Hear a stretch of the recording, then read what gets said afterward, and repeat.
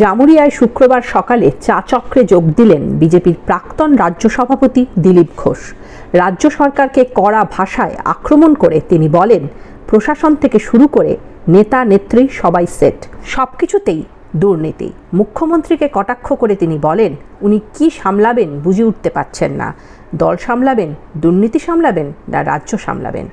তৃণমূল দিলীপের এই বক্তব্যকে পাগলের প্রলাপ বলে উড়িয়ে দিয়েছে।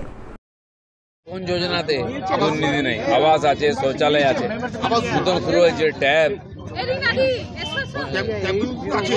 সব সরকারি সমস্ত যোজনা, চাই কেন্দ্র হোক চাই রাজ্য হোক, কার্ড মানি ছাড়া লোক পাবে। নাম পাল্টে যাচ্ছে আবাস যোজনার, ট্যাবের জন্য টাকা অন্যের অ্যাকাউন্টে চলে যাচ্ছে, এখন সাইবার ক্রাইমের দেখানো হচ্ছে, আমফানের টাকাও চলে গেছে। এই যে লুট, সরকারি টাকা লুটের কম্পিটিশন চলছে। সরকারের লোকেরা, পার্টির লোকেরা লুট করে খাচ্ছে, সাধারণ মানুষ বঞ্চিত হচ্ছে। নরেন্দ্র মোদী হাজার হাজার কোটি টাকা পাঠাচ্ছেন, গায়েব হয়ে যাচ্ছে, আর সরকারের ঋণ বেড়েই যাচ্ছে কোথায় টাকা? যেখানে সেখানে টোল প্লাজা বসিয়ে টোল ট্যাক্স জোর করে আদায় করা হচ্ছে, লুটের রাজত্ব চলছে। এই সরকারের যে কটা দিন আছে লুট চলবে।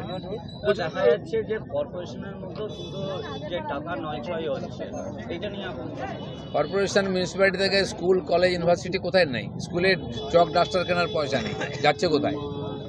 কর্পোরেশনে জল ক্রাইসিস শুরু হয়ে গেছে, কারণ খুব তাড়াতাড়ি ট্যাঙ্কার নামিয়ে টাকা লুট করা হবে। এসব ক্রিয়েটেড, এটাই রাজনীতি, আর এটা দেখতে হবে সবাইকে। চলুন।